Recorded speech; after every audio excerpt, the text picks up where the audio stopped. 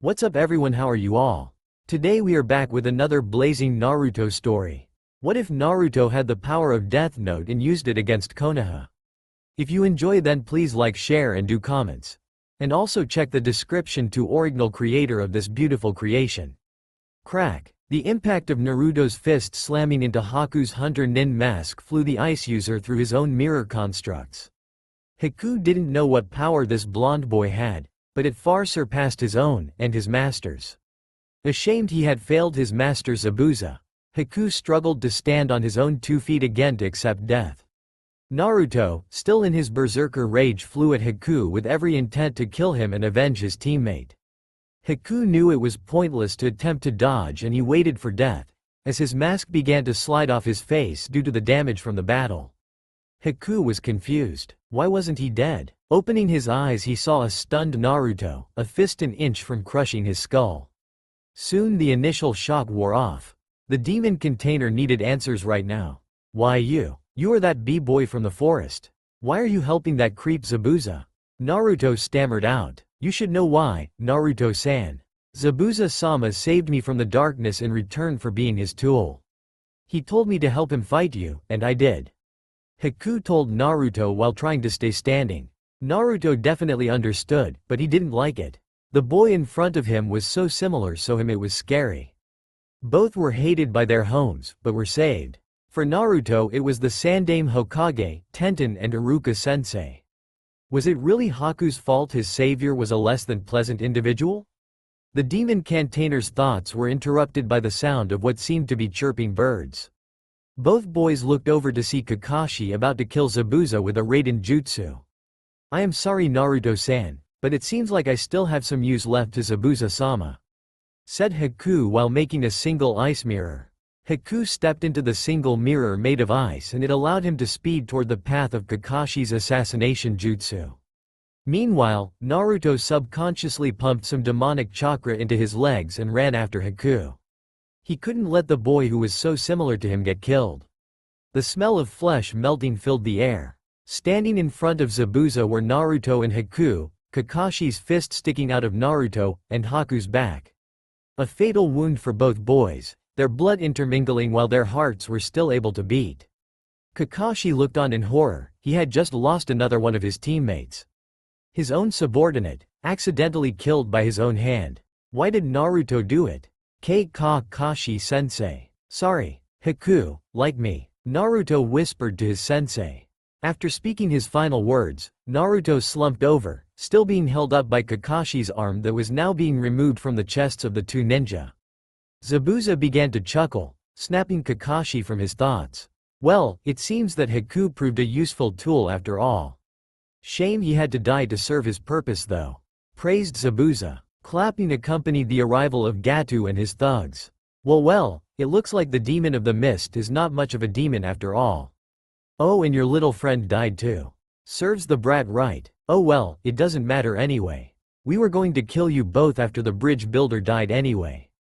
Get him boys, Gato ordered. The men began to charge but stopped when a spiral of red demonic chakra spilled forth from the blonde that was laying next to Haku's corpse. All looked on in horror as the sound of cracking bones accompanied the hole in the boy's destroyed chest being filled with new flesh. The boy seemed to grow taller before their eyes, his hair lightening into a bright ice blue and becoming wild. Fangs lengthened, nails became claws, and the whisker marks adorning the boy's face became thicker and deeper. Eventually the chakra died down and the boy struggled to his feet. The bandits were terrified by the cold killer look the Jinchuriki's slit red eyes held for them. Playtime. The Jinchuriki growled out at the thugs. In a blur the boy seemingly vanished before a thug suddenly found a clawed hand piercing his chest. Naruto ripped his hand out from the lifeless body and ducked below two incoming swords. With a swipe of his claws one of the attackers had his chest slashed open. Turning around the demon container lunged at the other's throat, biting and tearing the man's windpipe out. While the other thugs stood still, shocked by the brutality, Naruto began a flurry of swipes and spins, removing heads, limbs, and destroying torsos with a brutal efficiency. By the dozens men were brutally slain by the genin. Kakashi was officially afraid of his student at this point, hoping that the demon fox had not escaped. Well, I guess we don't need to fight anymore, so could your dogs let me go? I want to kill Gato before your brat gets him first," said Zabuza, prepared to kill the man who dared try to cheat him out of payment for a job. Kakashi nodded dumbly and unsummoned his nin dogs. Zabuza was gravely wounded but still joined Naruto in slaughtering the bandits. For almost every bandit the Demon of the Mist took down, he was impaled by another weapon. Gato was horrified, his army was being reduced to nothing before his eyes. After a few quick moments that seemed like an eternity, Zabuza and Naruto were standing before the short shipping tycoon. Zabuza held his arm in front of Naruto to stop him, and the boy managed to calm down from his bloodlust. Back in control, Naruto had no idea of what he had just done. "Sorry brat, this bastard is mine," Zabuza told the demon container while holding his arm out to stop the boy from trying anything. Zabuza grabbed Kabikari Haucho and struck. And so the reign of Gato ended by his head rolling off his shoulders. Satisfied, Zabuza collapsed and was caught by Naruto. "Hey brat, I'm not gonna make it, but I'd like to see Haku before I die," whispered Zabuza. He didn't have the strength for much else. The boy nodded and carried the badly bleeding Nukanen toward his fallen friend. He settled Zabuza down gently. "Haku, I know you are going to a much better place than me, but I wish that I could join you. I'm sorry I treated you like a tool. You were like a son to me. Goodbye, Haku-kun. And you, brat, take Kabikari Haucho. Use it. Well, don't come visit me too soon. Later brat," Zabuza whispered with dying breath. Momochi Zabuza, Demon of the Mist, was dead. Naruto grasped the handle of Kabikari Haucho and held it out in front of him in awe. The Zanbato was incredibly heavy, but with chakra flowing through the muscles of his arms he was able to at least carry it. Next, the boy walked over to the remnants of Haku's mask and placed both halves into his empty weapons pouch. Naruto then noticed that Sakura was wailing over a now awakened Sasuke, and Kakashi was behind him. "Naruto, do you have any idea what just happened? Is the seal okay? Am I even still talking to Naruto?" Kakashi asked of his student, on guard in case he was attacked. "Oi, Kakashi-sensei. It's me. No idea what happened. I remember trying to save Haku, and the next thing I recall Gato was dead. I think the seal is okay," Naruto explained to Kakashi. Kakashi accepted that for now. He was glad that his students were indeed okay. Naruto did not remember his wholesale slaughtering of over 100 men, and neither Sasuke or Sakura had seen what happened. Naruto had enough problems interacting with others. The last thing he needed was his teammates completely terrified of him. The copy ninja was intrigued that Zabuza passed his sword on to Naruto, although the boy had grown enough to potentially use it. That probably had something to do with the fox, but Naruto didn't know what happened and Kakashi didn't have the ability to investigate further until they got back to Konoha. "Nay Kakashi-sensei, why does everything seem smaller?" asked Naruto with his head tilted to the side. Well, that proved it was still Naruto. Only he could not notice that he had grown over a head taller than he used to be, or how he was completely covered with blood. Kakashi hoped Naruto would think that it was his own and Haku's. "Naruto, after you tried to save Haku, demonic chakra came out of the seal and healed you, but it also seemed to break your bones and make you taller. I am not really sure, but I think it was because of your tenant. We'll have to talk with the Hokage about this when we get back," Kakashi explained, mumbling to himself that he didn't sign up for this when he decided to take on a genin team. "Short Kakashi-sensei. Hey sensei, could you help me bury Haku and Zabuza? They deserve at least that much, and I doubt Sakura-chan or Sasuke would help," asked Naruto, praying his sensei would say yes. Sakura and Sasuke had both fallen unconscious. Sakura in relief for her Sasuke-kun being alive, and Sasuke due to Sakura squeezing him as hard as she did with his injuries. Kakashi agreed to help Naruto before grabbing his other students and used Shunshin to take them back to Tazuna's house. After a few moments Kakashi returned and helped Naruto with the bodies. Naruto led Kakashi to the clearing in the forest where he met and befriended Haku after explaining their lives. Making some simple markers for their graves using some tree branches and rope, he and Kakashi lowered the two bodies into the graves. Naruto placed the right half of Haku's mask into the grave with the boy's body. "Zabuza, Haku, I'm sorry it had to end with Wei. I know for sure that had we met under different circumstances we would have been friends. I promise now on your deaths that I will make you both proud. Zabuza, thanks to you I realized how stupid I am. Before this mission I thought that being a ninja was all about flashy moves and being cool. I realize now that this is a dangerous and serious lifestyle, and my life could end at any moment. I hope I can do my best to grow strong. Haku, you showed me that I can only be truly strong when protecting someone I love. I'll keep you both with me always. Naruto spoke to the bodies, hoping Zabuza and Haku could hear him. Naruto took the other half of Haku's mask and placed it over the left side of his face, attaching it with some chakra. Haku, you will be my armor. You will help protect me and all who I love. Naruto swore. Grabbing Kabikari Haucho, he held it over Zabuza's body. Zabuza, your sword will help me stop those who threaten my friends and allies, said Naruto while slashing the sword once. Having said what he needed to say, Naruto began to cover the bodies of Zabuza and Haku. Kakashi was proud of his student, although he knew Naruto would never be the same after this mission, but he didn't realize how much the deaths of Zabuza and Haku had changed the Jinchuriki. Kakashi and his student returned to Tazuna's house late in the evening. Everyone had gone to sleep after that day's events. Kakashi and Naruto were both exhausted as well. The boy bid Kakashi a good night, set his mask and Zanbato next to him and went to sleep. Naruto awoke in unfamiliar surroundings. It appeared to be a dark sewer.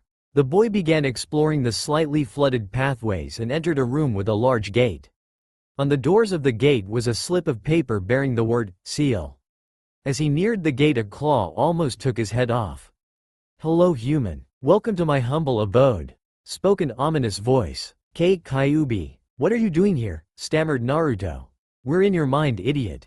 I need to explain some things to you. The Kyuubi told to Naruto. You sure as hell do. What happened on the bridge? Naruto ordered to the source of his suffering in the village. Well, you got the brilliant idea to get a hand shoved through your chest. I had to fix the damage. My regeneration works through rapid multiplication of cells near the damaged area. In the process of healing the gaping hole, some of the other humans' blood was multiplied as well. Turns out that other brat had a strong dominant bloodline, and using his cells to repair you caused a chain reaction leading to most of your body being altered to accompany the genetic material of the bloodline. I took some liberties to alter you a bit while I was at it. I happened to remove any impurities of the bloodline that occurred over the generations, as well as made you taller and increased your muscle mass a bit. You embarrass me still, but not quite as much as before, explained the demon fox. Naruto stood there for a while trying to process all of this information. He had a bloodline. The Kyuubi directly altered his body without his permission. How could the Kyuubi do that? When you used my chakra as much as you did, I gained some control of your body. Please do so more often. It was rather fun helping and watching you slaughter all of those men on that bridge. Here, let me show you, since you don't remember all of the fun you had. The Kyuubi told Naruto, reading the boy's thoughts and chuckling at the memories of the slaughter now playing in the boy's mind. No, I couldn't have. You made me do it, muttered the traumatized boy. I did no such thing, human. You used my chakra. You wanted those men dead. I just helped a little. Now get out of here and let me out to play more. The last order barked out before kicking Naruto out of his own mind. Naruto awoke sweating profusely and quickly took in a large breath of air. That was too real to be a dream. He never remembered his dreams, but whatever happened was not a dream. There was no way he was going to go to sleep again, so he slipped on his backpack, put Haku's mask in his weapon pouch and grabbed Zabuza's sword. Immediately after entering the forest outside the house, the memories of what he had done returned once more, causing the demon container to vomit at the brutality of it all. I can't let that ever happen again, so I need to become strong enough to not need the demon. I doubt I can ever forgive myself for what I have done, but I need to learn from my mistakes. If I really do have Haku's bloodline, I should probably see if I could find where he and Zabuza were staying. Since Haku was the last in his bloodline, he probably made notes as he developed his own techniques with it. I won't let myself be the idiot any longer. I'm going to learn how to use my new power and protect Konoha and its people, thought Naruto, eyes showing fierce determination. Naruto recalled that Kiba could increase his senses by putting chakra into his eyes, ears, or nose. He attempted pushing chakra to his nose and the result was rather overwhelming. I must remember to work on chakra control more, that was way too much. Noted Naruto, having received such a massive boost to his sense of smell he almost passed out from sensory overload. The next attempt was more manageable. He sniffed Haku's mask before putting it away and attempted to find a scent trail. After wandering around for a half hour he picked up a trail. The Jinchuriki quickly followed the scent to Zabuza and Haku's hideout. The place was rather simple, but he knew it wasn't a permanent residence. Despite this it was rather well put together. He found Zabuza's room first. The decorations were non-existent, but he did make a rather interesting find. In a drawer was a scroll of Suiten techniques, most likely stolen from Kirigakure. The blue-haired boy looked down at his shredded clothes and searched for something he could wear due to being around Zabuza's height now. He found some basic black pants and a white muscle shirt. Naruto put the new clothes on and continued his search of the room. After finding nothing else of note the boy entered the other room.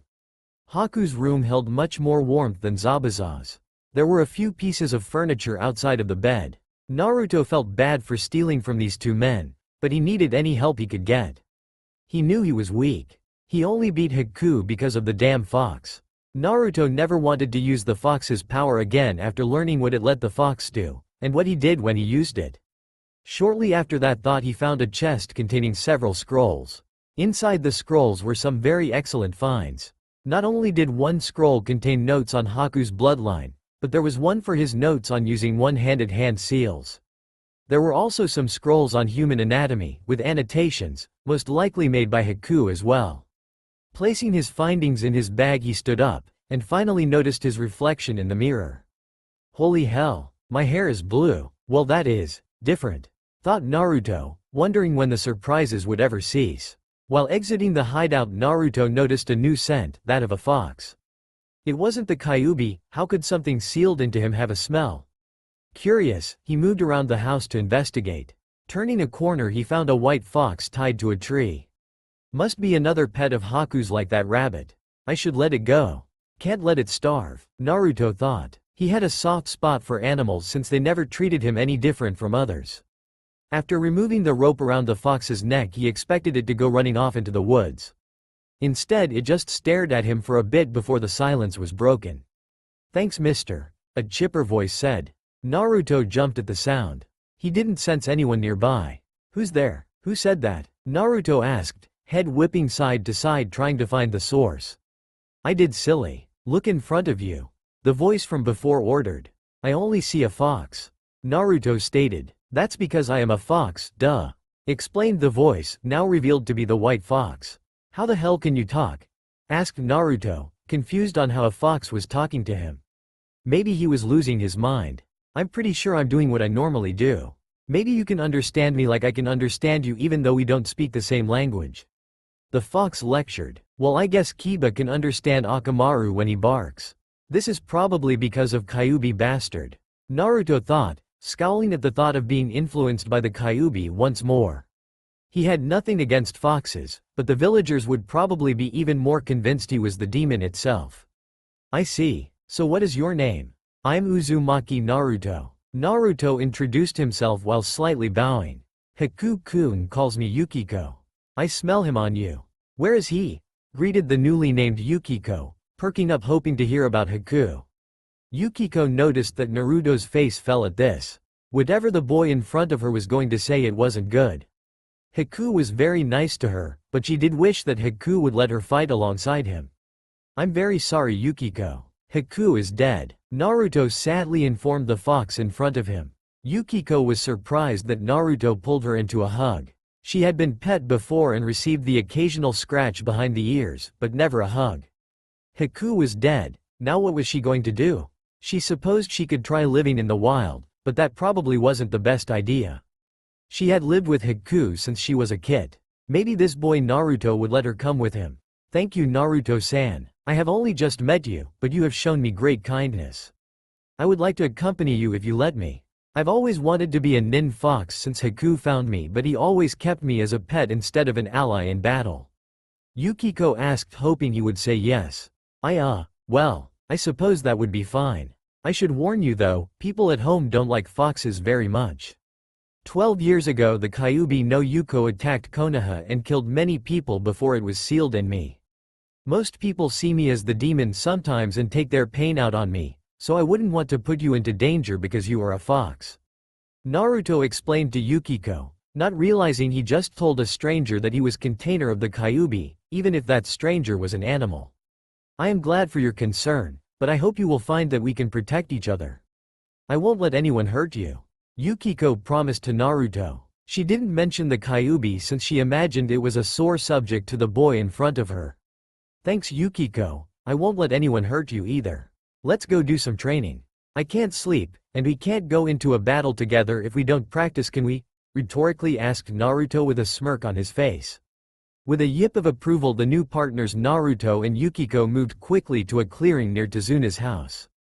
Naruto formed a few kage bunshin and ran through a few different drills to work on his teamwork with Yukiko.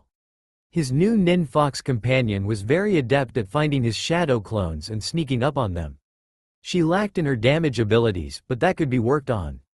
Unfortunately Yukiko's stamina could not hold a candle to Naruto's. After wearing herself out she curled up by a tree for a nap. While she slept Naruto practiced with his newly obtained weapon, making horizontal and vertical slashes in the air. The sword was rather heavy, and its weight made stopping the sword once it started moving very difficult. Damn, this sword is heavy, but I think maybe I could take advantage of its weight once I get used to it. Lifting this all the time will definitely help make me stronger and faster. I'm starting to get used to the weight already, although it would be nice if I didn't have to lug it everywhere. I'll look into storage seals later. I need to become good at sealing to see if I can completely block the fox, Naruto mentally noted. He had plenty of work ahead of him. Filing his thoughts to recall them later, Naruto moved over by where Yukiko was sleeping. The sun was rising now and he had enough light to read the scrolls he had obtained. The blue-haired boy figured that it would be best to work on the techniques that were not part of his bloodline and learn anatomy. He couldn't remember if they taught much about it at the academy, and he was mad that he didn't take his education seriously. Naruto read about the basics of human anatomy for an hour before his boundless energy made it hard for him to sit still reading. He would have to work on his patience later, but for now he needed to do something else. Grabbing the scroll he found in Zabuza's room, he quickly looked at the first jutsu in the scroll. It was a jutsu he knew all too well thanks to this mission. Kirigakure no Jutsu was a D-rank technique that let him pull water from the air into a dense mist. According to the scroll it could be used anywhere, but it worked best near water. Always enjoying a challenge Naruto stayed by Yukiko to practice the jutsu. Naruto focused on the air around him and imagined the air around him thickening while he did the hand signs. The result of his attempt were rather lackluster, but he didn't expect to get it on the first try either. He kept working at it until Yukiko woke up around 7 a.m. to find the area covered with a thick enough mist she could only see a few feet in front of her. "Naruto-kun, was this your doing?" asked Yukiko, finding Naruto from his scent. "You bet, Yukiko. Been practicing for hours. The others are probably up now, let's go meet them for breakfast. I'll introduce you to my team and the family we are staying with." The blue-haired boy told his new battle companion with a fake smile. Inside he was still disgusted with himself about how he killed those men on the bridge, but he did not want to make his new friend worry about him. The air began to clear as Naruto deactivated the jutsu. He scratched behind Yukiko's ears for a few seconds before speeding off toward Tazuna's house. Naruto could smell breakfast cooking already and went inside, announcing his arrival.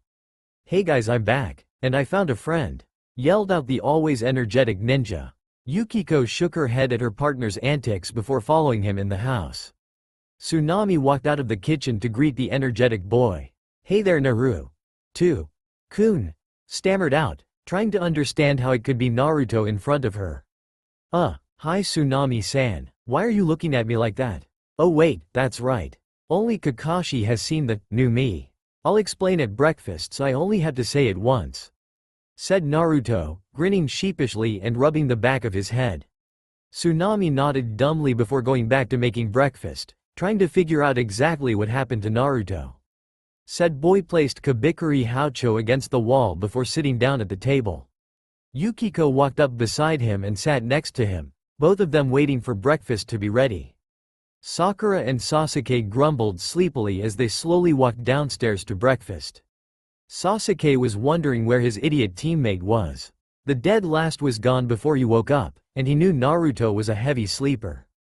His question was replaced another question after he saw a taller, older-looking version of Naruto but with pale blue hair sitting at the table with a white fox at his side. Sakura wailed out the unspoken question. "Who the hell are you?" shrieked Sakura, hoping he wasn't there to hurt her Sasuke-kun. "Oi, Sakura-chan, Sasuke. It's me, Naruto. I know I look different.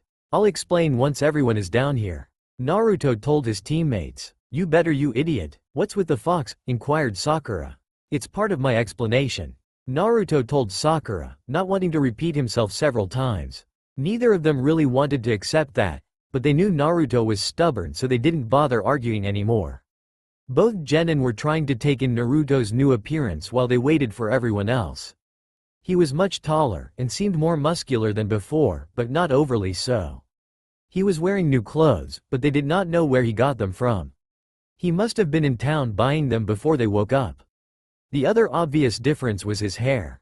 The blonde idiot was now a blue-haired idiot. Sakura idly thought that Naruto was much better looking now, but still couldn't compare to her Sasuke-kun. Proud of her loyalty to the Uchiha, she turned to him and smiled brightly. Sasuke ignored Sakura and figured that while the dead last may have gotten bigger and had a dye job, the idiot was pathetic compared to an Uchiha such as himself. The Uchiha was curious about why Zabuza's sword was against the wall near Naruto though. He could use it to kill him. After a few minutes, breakfast was done cooking and everyone else in the household joined the three genin at the table. Naruto grew rather nervous at the stares from everyone in the house. Rubbing the back of his nervously while giving them his big fox grin, he figured he should start explaining. "I guess you are wondering why I look different, huh?" Naruto asked, knowing the answer. He received nods from everyone, and Naruto continued. "Okay, well, I guess during the fight on the bridge I activated a bloodline. I'm not really sure what I can do yet other than my physical changes. The fox here is Yukiko. I found her in the woods while I was wandering around since I couldn't sleep. She likes me, so I am going to keep her," explained the boy, leaving out quite a few details and bending several truths. He really hoped that it would be enough and they would drop the subject. Kakashi knew his student wasn't telling everything, but he probably didn't want to tell his teammates too much information. He was very curious about the fox as well. One wouldn't find a fox that color in this part of the elemental countries. "Hey dead last, what is Zabuza's sword doing here?" the Uchiha prodigy asked of his teammate. "Oh yeah, before he died Zabuza told me that he wanted me to learn to use his sword," Naruto stated like it wasn't a big deal. To say that the Uchiha was mad at this was quite an understatement. "What? How could a dead last like you learn to use a sword? Zabuza should have given his sword to me. Give me the sword, dead last. I can use it to kill him," an angry Sasuke yelled out. "No," Naruto deadpanned. "What?" asked the Uchiha, growing angrier by the second. "I said no. Zabuza wanted me to use his sword and I will honor his dying wish," stated again, hoping his bastard of a teammate would get the picture. Being the last surviving loyal Uchiha, Sasuke did not really know the meaning of the word no. Enraged, Sasuke jumped out of his seat and ran towards the sword. Everyone was surprised at his actions and did not move to stop him. It did not matter in the end though. As soon as Sasuke's hand wrapped around the grip of the massive Zanbato, spikes shot out, piercing his hand. He yelled out in pain, clutching his injured hand. "Naruto, what did you do to Sasuke-kun?" Sakura yelled at Naruto, punching him in the head. Yukiko growled at her for this. She had just met Naruto's teammates and already she didn't like either of them. "What? I didn't do anything. I guess Kabikuri Houcho just doesn't like him, or something," Naruto said, trying to save himself from more hits. Sakura always hit him so hard when she was mad at him. He thought at least Sakura would be happy he activated his bloodline and obtained a sword, but maybe there was no point trying to impress Sakura. She only had eyes for arrogant bastards apparently. Kakashi was rather ashamed of the actions of Sasuke and Sakura. He expected much better of both of them. He could see the hurt in Naruto's eyes from his teammates not accepting him. "Sasuke, Sakura, stop it. Sasuke, that sword is Naruto's, so don't try to steal it again. Clear?" Sakura, the sword most likely has a self-defense seal on it, so only those allowed can wield it. Naruto made no action himself to hurt Sasuke. Now then, I'd like to talk with Naruto outside for a bit. Kakashi scolded before stepping outside the house. Breakfast continued as normally as it could after an event like that. Kakashi led Naruto outside while Yukiko trailed behind them. After a good distance away from the house, Kakashi stopped his student. "Alright Naruto. I know you weren't telling the whole story to everyone, but I need to know what happened," demanded Kakashi. Naruto sighed. He figured he would have to explain this to Kakashi and the Hokage later, but it didn't mean he wanted to do it. "Okay Kakashi-sensei. I'll tell you what the Kyuubi told me and what happened afterwards," Naruto said, waiting for the reaction to this bit of news before continuing. Kakashi's eyes widened at the mentioning of the Kyuubi no Yuko. Naruto was in touch with the demon inside him? This could be very bad. "Yeah, I met the Kyuubi. Guy is a real bastard, but he was the cause of all my changes. He used Haku's blood to help heal the hole in my chest, which led to me getting a purified form of Haku's bloodline. Apparently using the chakra of the Kyuubi allows him much more control over my body versus the non-existent control he has the rest of the time. I never want to use that bastard's chakra again. I know what he did to those thugs on the bridge yesterday." The last part Naruto whispered while looking down, the events playing again in his mind. A reassuring hand on his shoulder from Kakashi helped him continue. "After waking up from my meeting with the fox bastard, I couldn't sleep. I thought since I had Haku's bloodline I should see if he had any notes on it wherever he and Zabuza were living. I tried a sense-enhancing technique Kiba mentioned in class once and managed to find the place. Found his notes, these clothes, and Yukiko here. She was Haku's pet, even though she told me she wants to be a nin fox. I was hoping to make that official when we get back to Konoha. Kami knows I need at least someone I can depend on to work with. I am not too sure I can ever fully trust Sasuke after this, and Sakura will just follow his lead," explained Naruto, still leaving out some information. He really didn't want to tell Kakashi how he had a scroll that Zabuza probably stole from Kirigakure. "She told you?" asked Kakashi, hoping he heard his student correctly.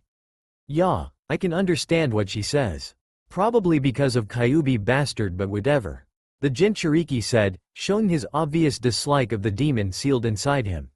Nodding, Kakashi filed through all of this new information. It sounded so far-fetched, but then again this was Konoha's most surprising ninja he was dealing with here.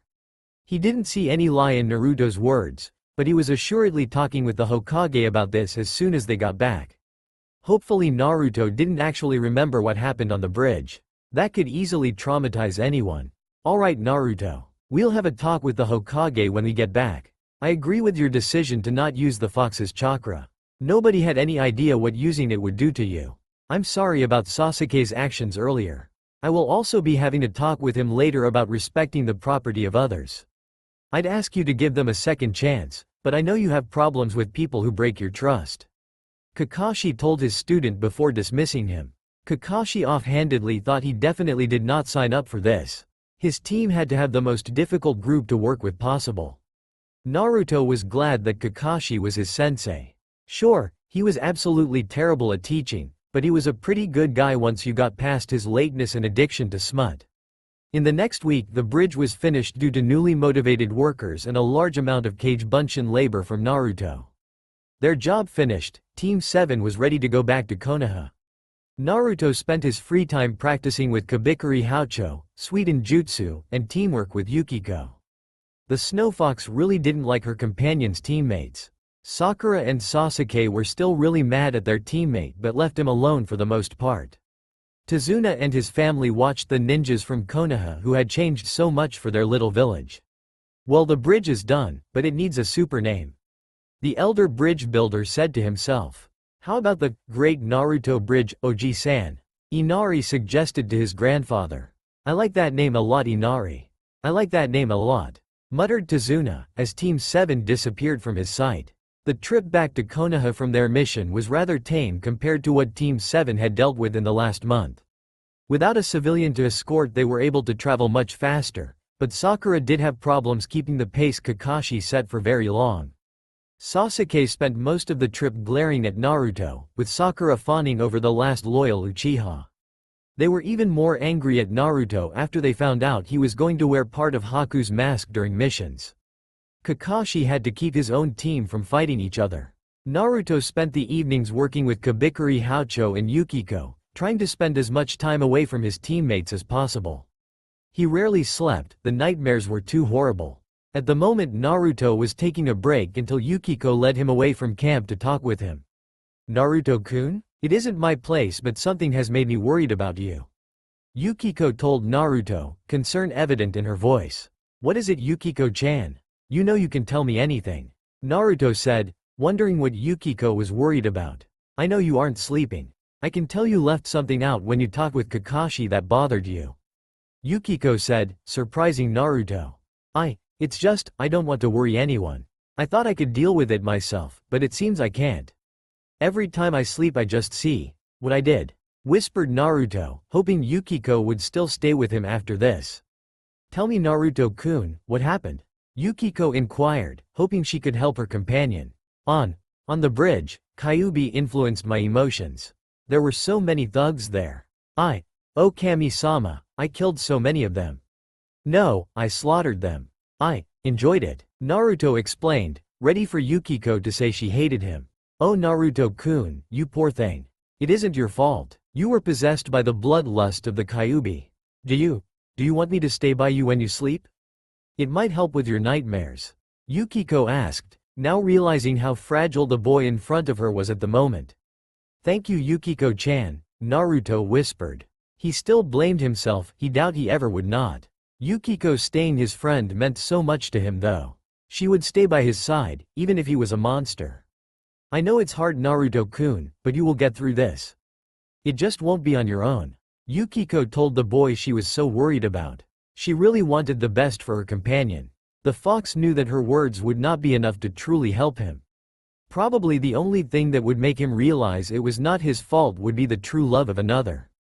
"I am so thankful I have Yukiko-chan. Sasuke and Sakura don't care about me, but Yukiko-chan truly cares.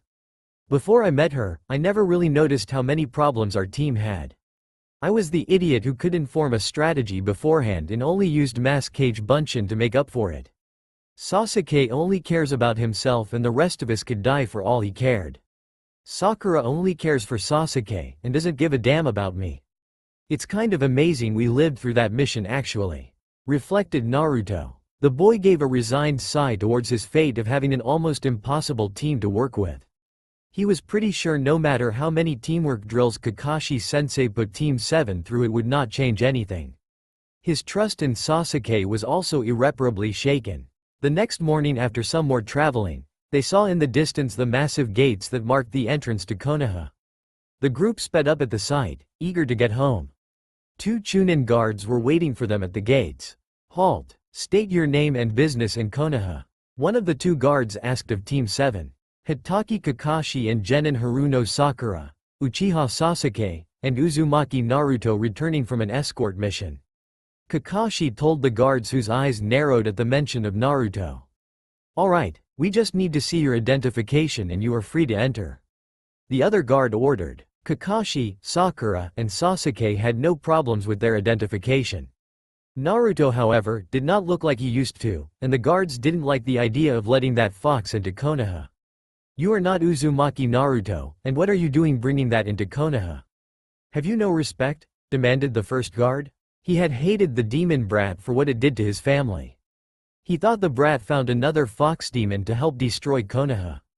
Naruto expected something like this, but he was mad that they were so blind with hate to take it out on an innocent Yukiko. "I am indeed Uzumaki Naruto. During the mission I activated a bloodline that changed me physically. Also I would appreciate it if you were not hostile towards Yukiko-chan," Naruto told the guard, trying to stay as calm as possible. Yukiko had been working on him keeping a level head in a hostile situation. "Why you brat?" the Chunin growled. Kakashi chose that moment to step in and prevent Naruto from getting into any trouble. "My student is correct. We will head to the Hokage immediately to give a report on our mission and update Naruto's identification. Also, you will find your hatred very misplaced on Yukiko. Do not make me report of this incident to the Hokage as well," Kakashi warned the 2 Chunin. He would not put up with harassment towards one of his subordinates on his watch. The guards let them in after that. The last thing they wanted was the Hokage to be mad at them.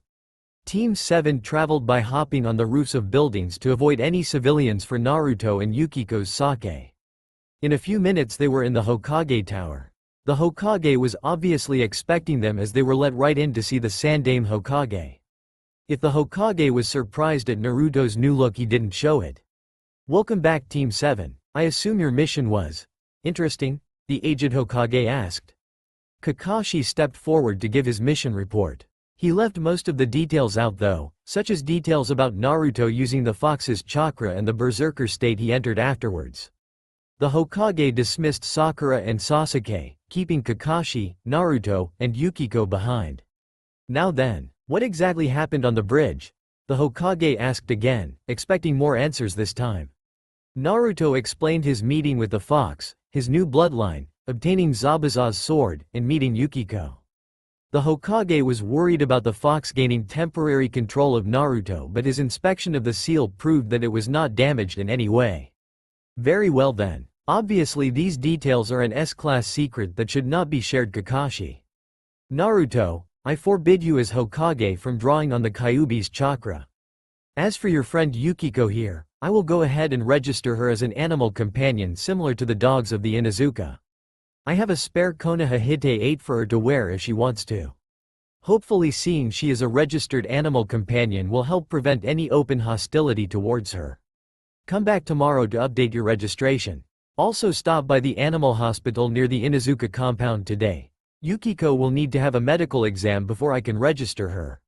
Dismissed. The Hokage ordered, although he was very concerned for Naruto. He thought of the Jinchuriki like a grandson. Naruto and Kakashi bowed and left. Naruto tied the new Hite 8 around Yukiko's neck and went off to complete his many tasks before tomorrow. First, he needed new clothes. He was still wearing the shredded remnants of his old clothes since he could not find any others that fit, and his skills at repairing clothes went as far as just minor tears. He also needed to find someone to teach him how to use his new weapon. If he could find some books on seals, that would be good too. He had Kabikuri Houcho in a storage scroll that Kakashi let him borrow, but he would like to learn how to do his own seals. Then, a trip to the veterinarian for Yukiko-chan. Hopping from roof to roof with Yukiko, the two companions made their way to the shopping district. He motioned for Yukiko to stay up on the roof out of sight. The Jinchuriki felt bad leaving her there, but he did not want to be kicked out of the shop. Planning to take advantage of his new appearance, he covered up his whisker marks with some cloth he kept from the remains of his old clothes. Satisfied that no one could recognize him, he jumped down and entered the shop. He was greeted by the owner, who would have thrown him out of the shop had he known who he was greeting. "Hey there, I just returned from a mission and my clothes were pretty much destroyed. Could you show me where I could find the clothes my size?" Naruto asked of the shopkeeper. "Sure thing, sir. Right this way," the portly man said, glad to have a new customer. The blue-haired boy browsed through the various clothes on the racks. He wanted a brand new look to match his new physical appearance. The first thing he picked out was several sleeveless fishnet undershirts. To go with those, he found a dark blue vest with a white fur collar around the neck. The pockets would be useful to carry the scrolls he planned on learning to make. For pants, he found some Anbu-style pants that were the same color as the vest. Black shinobi sandals were picked for footwear, with several rolls of white martial arts tape for wrappings. The final item he found were 2 white weapon pouches to replace his old ones. Happy with his choices, he went to the counter and paid the man. Now he needed weapons. Next door to the clothing store was a weapons shop that normally would only sell him blunt kunai at ridiculous prices. He quickly grabbed several sets of high-quality kunai, shuriken, and senbon. His studies in anatomy and Haku's skill with senbon convinced the Jinchuriki that they could be very useful in disabling opponents with proper aim. All he needed now was practice. After paying normal prices for his new throwing weapons, he returned to Yukiko to take his purchases back to his apartment. Hopefully it hadn't been destroyed while he was gone. Luckily it hadn't, receiving only some graffiti and a broken window. Yukiko was disgusted with how Naruto was treated in his village. He was one of the nicest people she had ever met. Her companion treated her with respect and she could trust him to protect her with his life. She laid down for a nap while Naruto went to take a shower. The boy enjoyed his few moments of relaxation in the shower before drying himself off and changing into his new clothes. Naruto looked at himself in the mirror and thought he looked like a true shinobi now. He had wrapped the tape around the shins of his blue Anbu pants, as well as over his stomach to hide the fox's seal. Over the tape he wore the fishnet undershirt and blue vest. Attached to each thigh was one of his new weapon pouches, the left filled with senbon and the right containing kunai and shuriken. In one of the pockets on his vest was the scroll containing Kabikari Houcho. His Hite 8 was tied loosely around his neck like Yukiko's. On his face was what remained of Haku's mask, his ice blue spiky bangs falling slightly forward from their weight. Satisfied with his new look, he and Yukiko sped off to try and find the girl who he hoped could teach him to use his sword. Pushing chakra into his nose, he searched for the scent of steel, oil, and strawberries. Nobody else had a scent similar to his only friend from the orphanage. He picked up her scent and found her and her team training. The demon container was rather disturbed by the two ninja wearing green spandex outfits. The boy in white seemed to notice his arrival and turned to face him and Yukiko. "Who is there? Show yourselves," the boy with white eyes called out. Naruto noticed he had similar eyes to the weird shy girl in his class. He wondered if they were related. Naruto and Yukiko jumped down from the tree they were hiding in and walked over to the group training. "Hey guys, sorry to interrupt but I was looking for Tenten. I need to talk to her about something," the Jinchuriki told to the group to explain his presence. The Genin sensei who Naruto had instantly dubbed Super Fuzzy Eyebrows to match the mini version of him, Fuzzy Eyebrows, walked up to speak with Naruto. "Yosh, you may speak to my most youthful student Ten.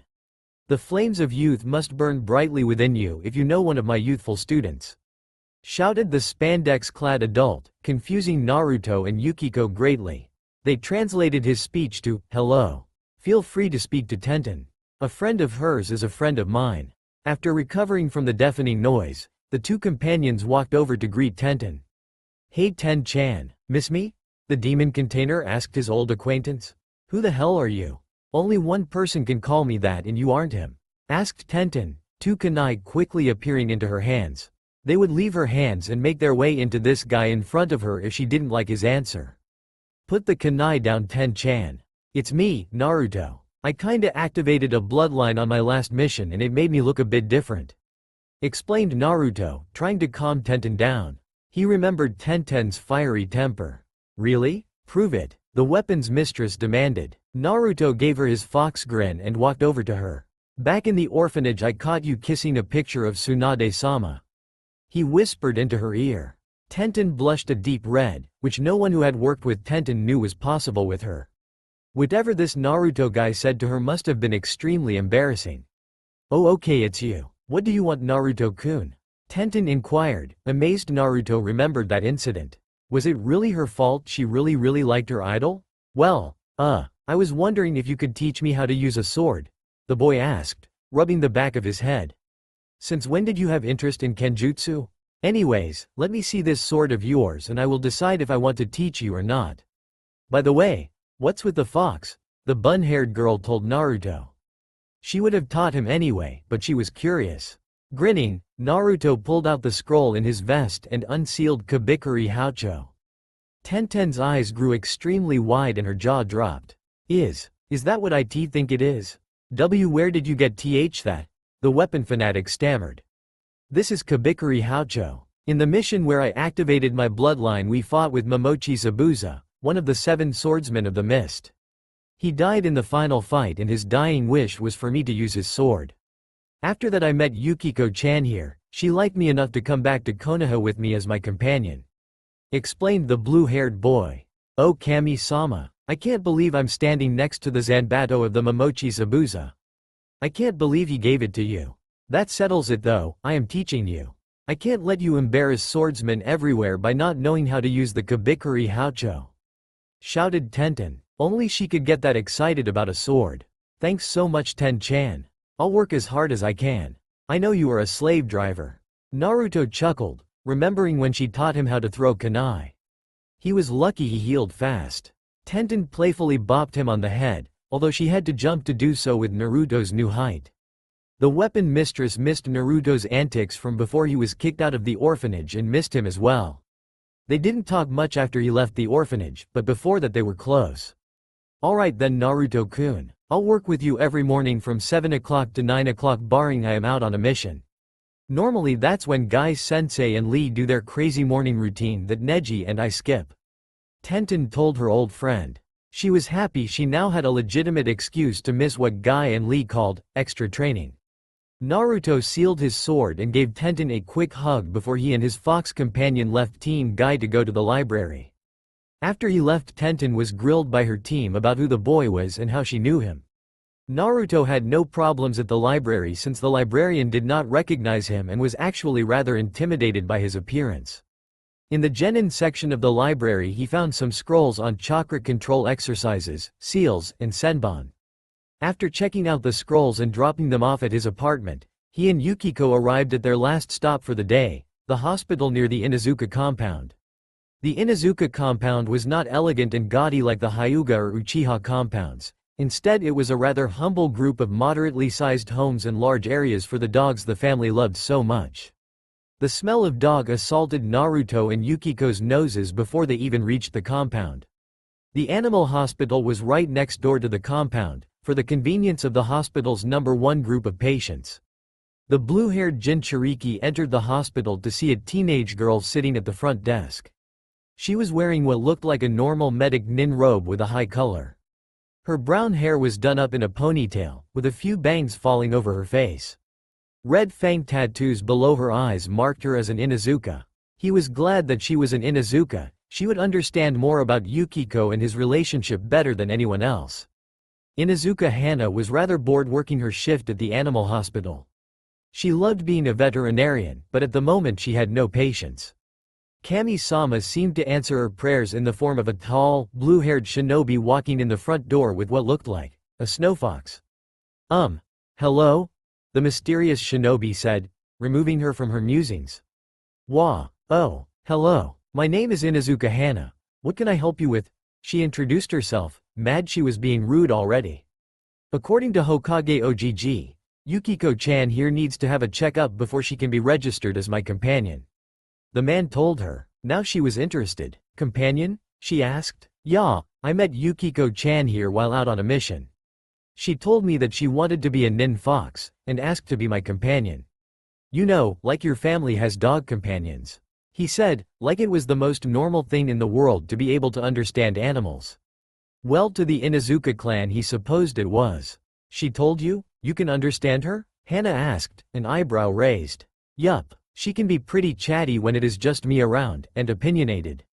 She hates my teammates, he said, rubbing the back of his head and showing a smile that looked like it belonged more on his companion than him.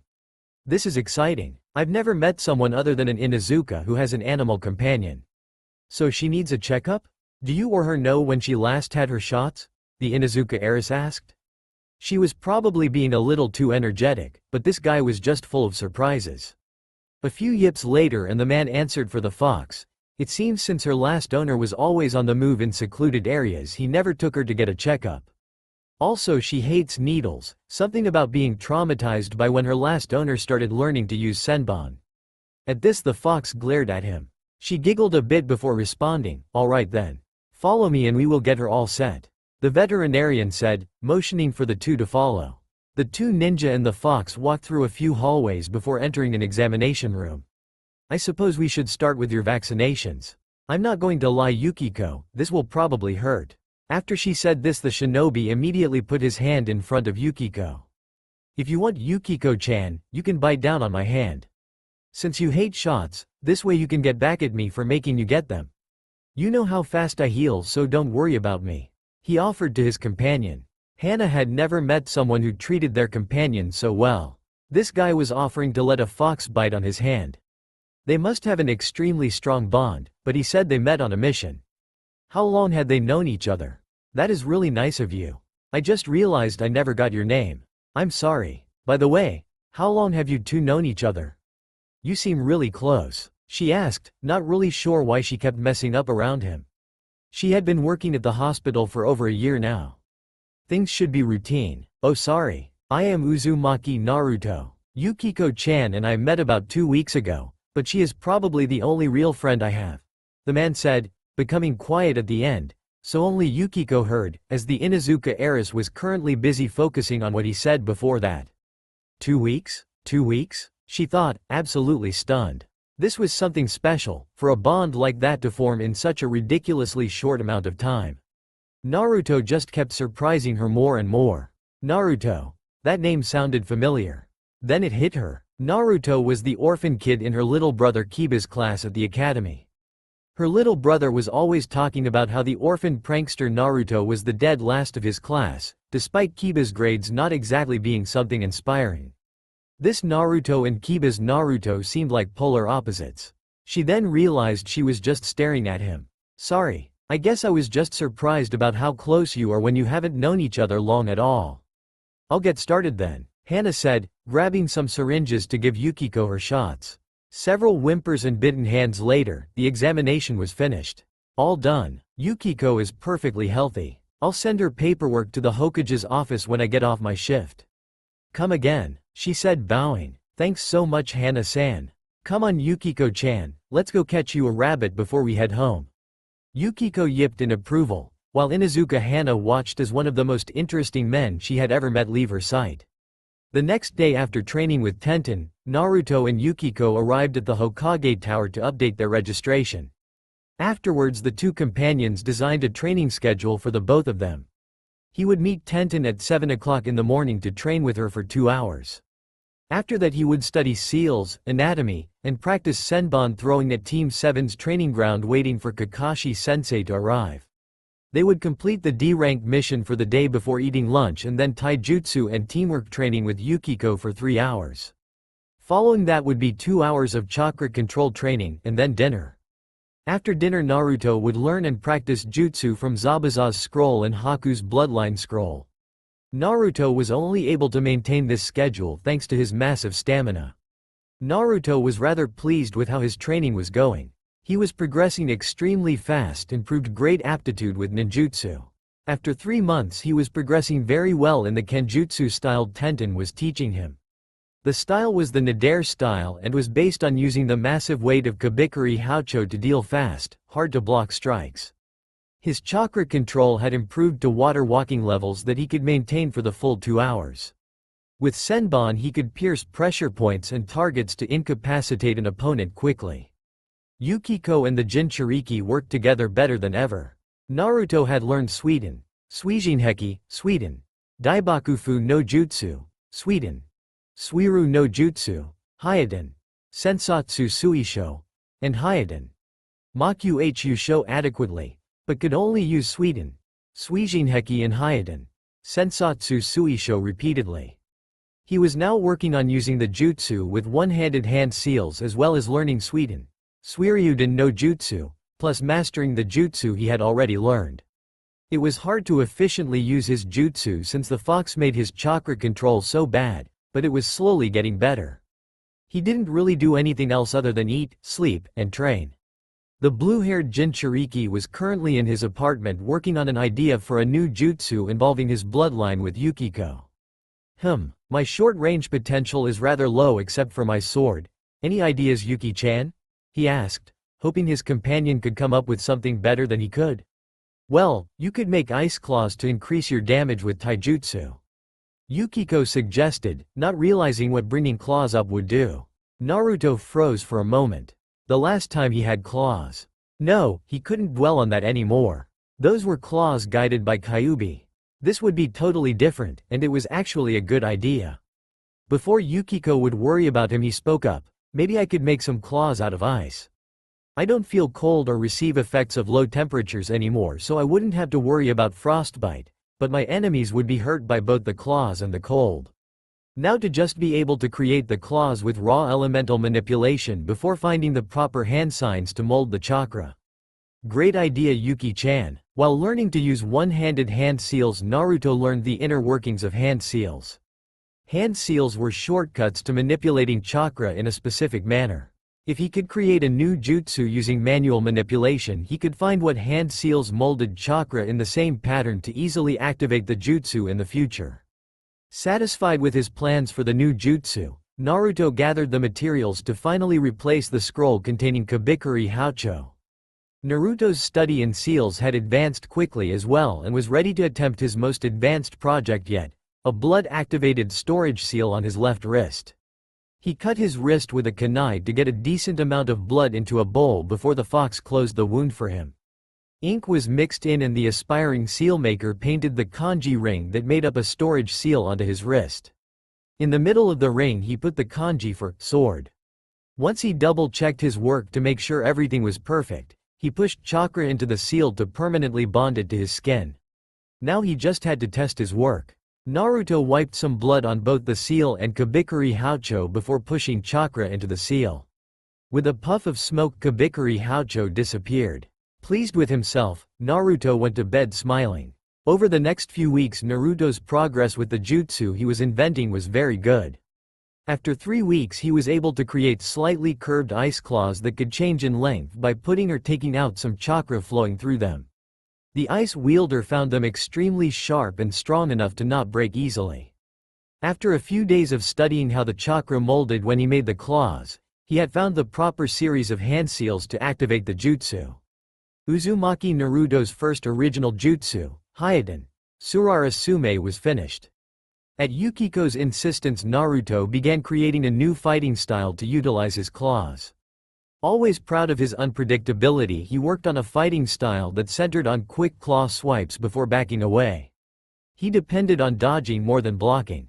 Thanks to his kenjutsu training with Tenten, his speed had improved enough to make the style viable.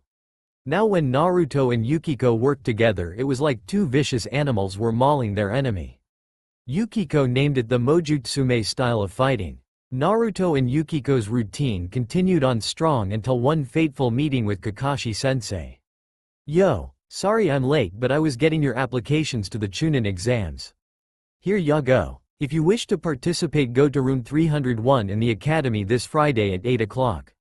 No one is forcing you to participate, but I believe all of you can handle this. I'll see you at the exams," the lazy Junin sensei told his students, eager to get back to reading his smut. After handing the 3 genin their applications, Kakashi vanished using Shunshin. Naruto and Sasuke were both excited to get to test their skills against the other genin, but Sakura was rather unsure of herself, but would attend anyway to impress Sasuke-kun. Naruto and Yukiko left to train more while Sakura bothered Sasuke for a date. While heading to his favorite training ground, Naruto heard a kid struggling in the grip of a boy wearing a cat-like suit, kabuki makeup, Asuna Hite 8, and a strange object wrapped in bandages on his back. In a tree near him was a kunoichi, also from Suna, who was yelling at him to put the boy down. Getting closer, Naruto noticed the boy was Konohamaru. Naruto had met the Hokage's grandson a few weeks ago after a mission briefing. The kid insisted on beating Naruto, but he mostly just annoyed him. The kid now saw Naruto as a rival for the title of Hokage. Not wanting the kid to get hurt, he interrupted before things got too serious. "Hey Suna Nin, you might want to put the Hokage's grandson down before you inadvertently cause a war between Konoha and Suna. Also, the guy in the tree behind you who smells of sand and raccoon doesn't seem too happy with you," said Naruto, his eyes looking at the location of the hidden ninja. Both Suna ninja turned to see their scary brother staring at the ninja from Konoha. "Kankuro, you are an embarrassment to Suna. Put the boy down before I kill you." "You, Konoha nin, what is your name?" the Suna ninja with a severe lack of sleep said to the Konoha ninja in front of him. His mother kept telling him to get the blood of this boy. "Uzumaki Naruto. And you are?" Naruto asked, curious who this guy was. He was very good at staying hidden. The boy almost didn't notice him except for his scent. "Subaku no Gaara. I look forward to see you in the exams. Mother finds you interesting," Gaara said with his ever-present monotone. His siblings were afraid for this Konoha ninja's life now. Whoever Gaara's mother thought was interesting never lived very long. Kankuro released Konohamaru and the young aspiring ninja ran to safety behind Naruto. The Suna nin left and Naruto found Konohamaru's sensei to make sure he was being watched. With that done, he thought about the encounter with the Suna nin. The one called Gaara troubled him. His chakra seemed demonic, like the Kyuubi's. Could this boy have a demon sealed inside of him too? If he did, he didn't seem stable. It would be very bad if he had the power of a demon as unstable as the boy seemed. He would have to tell the Hokage about this. Finally the day of the exams had arrived. Naruto, Yukiko, Sasuke, and Sakura had met up outside the academy at 7:30. Team 7 entered the academy and were at the second floor when they saw a large group of genin outside of room 301 being bullied by 2 older genin in front of the door. Naruto saw Tenten in the group and went over to say hi.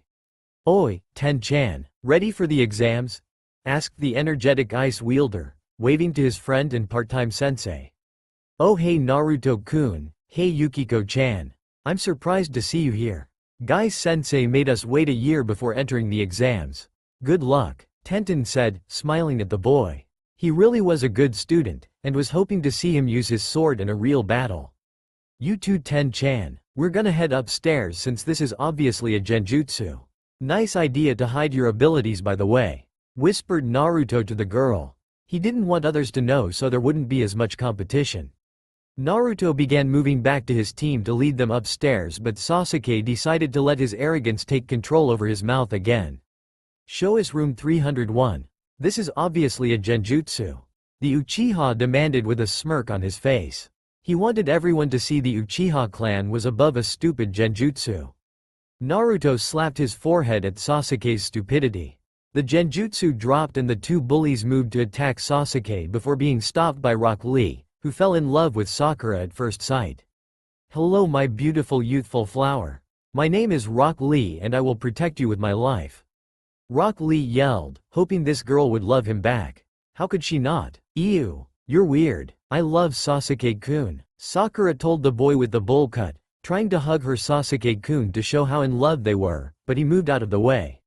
"Yosh, Sasuke, you are a genius and I wish to fight against you to show what my flames of youth can do," the mini guy yelled out. Tenten and Naruto both sighed at this. Lee and Guy were okay once you got used to them, but they never were friendly to your ears. Sasuke and Lee went upstairs for a quick match but were stopped by Guy Sensei's turtle summon. Team 7 finally made it to room 301 and Kakashi appeared in front of them. "Hey Team 7, glad you all could make it. If one of you was missing I would have had to not let you enter. Genin work in groups of 3, and you need to take this exam in a group of 3. The lazy Chunin explained. Inside the room Sasuke was pounced on by Sakura's co-president of the Sasuke fan club, Yamanaka Ino. The rest of the rookie 9 were at the exam as well. However, none of them had seen Naruto since they graduated, so they could not find him with Sasuke and Sakura. Kiba was never one to not speak his mind and just blurted his curiosity out. "Hey, where is that blonde idiot Naruto? I wanted to beat him up in the exam." Naruto decided to have some fun. "Behind you." The rookie 9 slowly turned to the source of the voice to see the new and improved Naruto. No one could believe the tall, intimidating ninja in front of them could be the same idiot they went to the academy with. The white fox sitting next to him wearing a Konoha Hite 8 around her neck also confused them.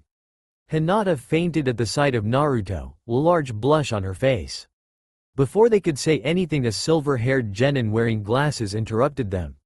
"Hey you rookies, you might want to settle down. The guys here are not happy with you," the older genin said while pushing up his glasses. The rookie 9 looked around to see that they indeed were being stared at by every genin in the room.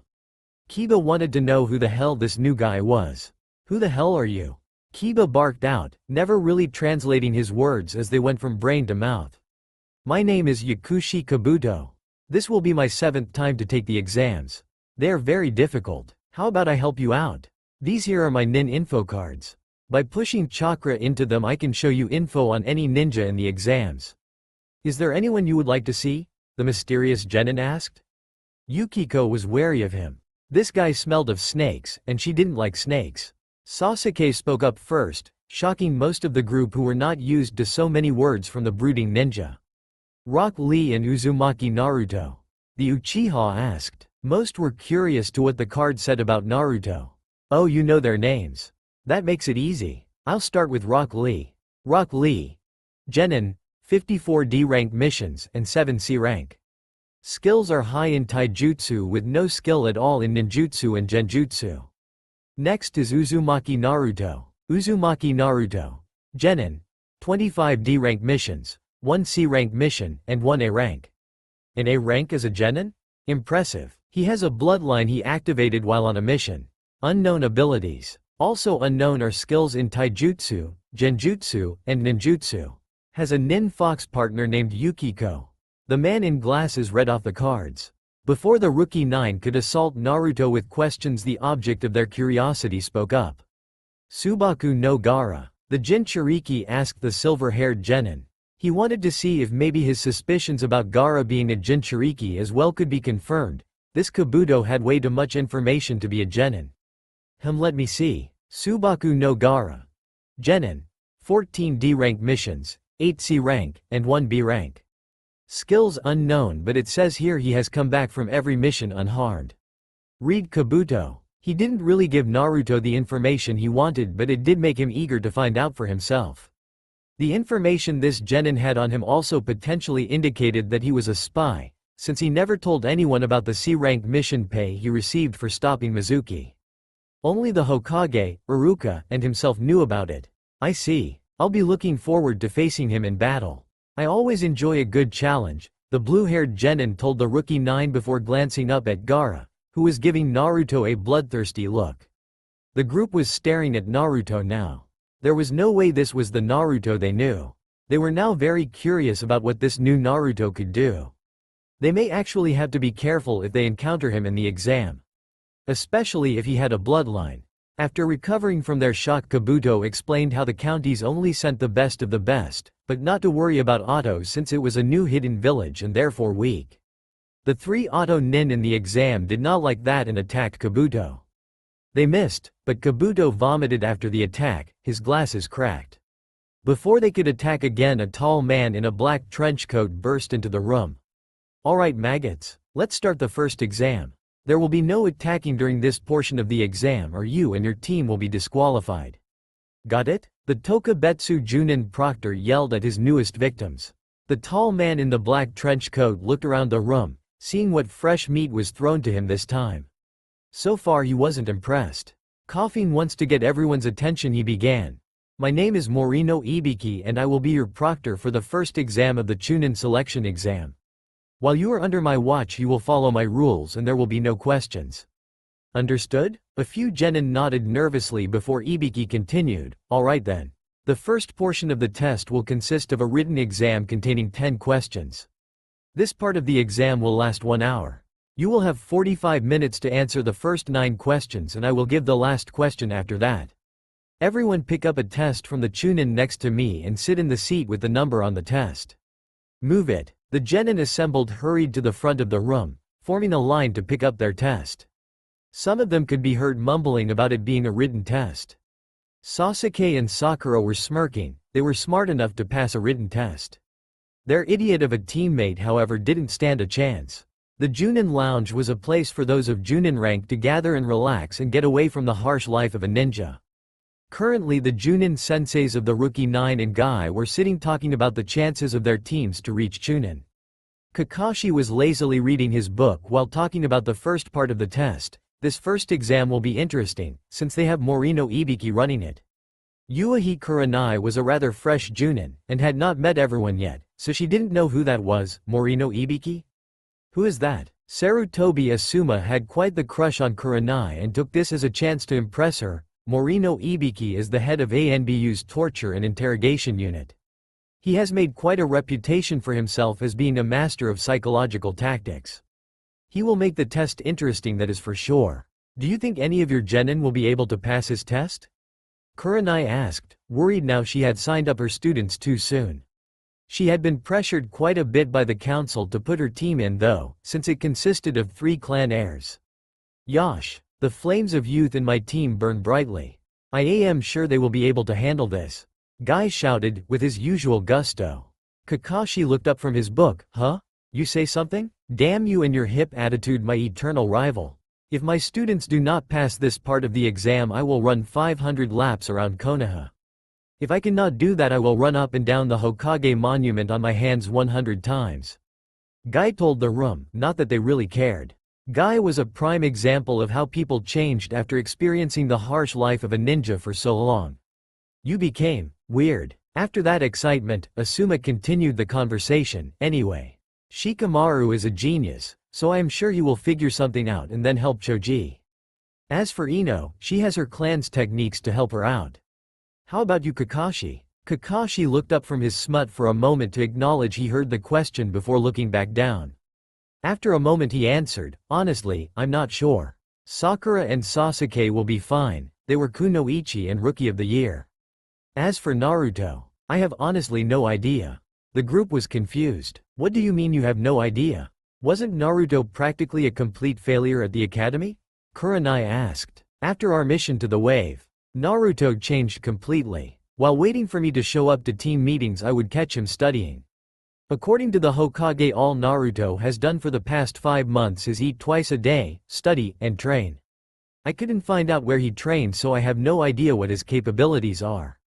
I think we will find his performance in this exam to be very interesting though.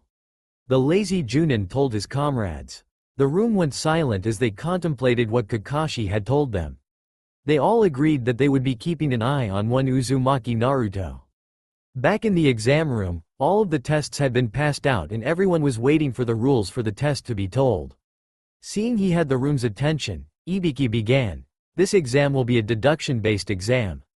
Everyone will start with 10 points.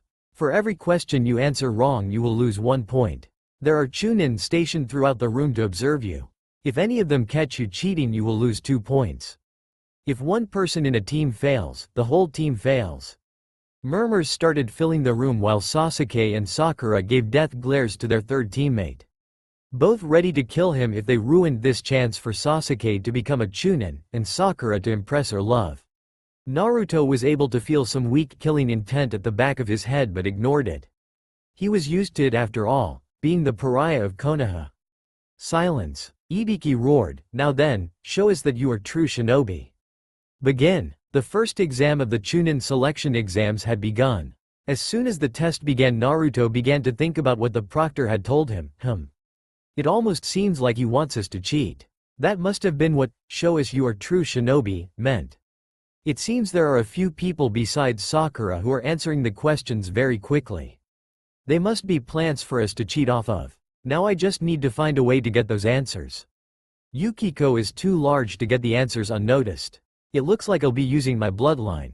Luckily one of the plants was sitting right in front of him.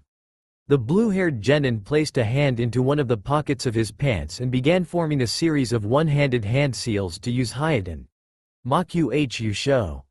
With his other hand he had opened a water bottle in his vest to be the source of water for this mirror he formed above him, blocked from sight by a sudden drop in the ceiling. Thankfully he didn't need much water, since his purified bloodline made his water and ice techniques incredibly efficient with enough practice.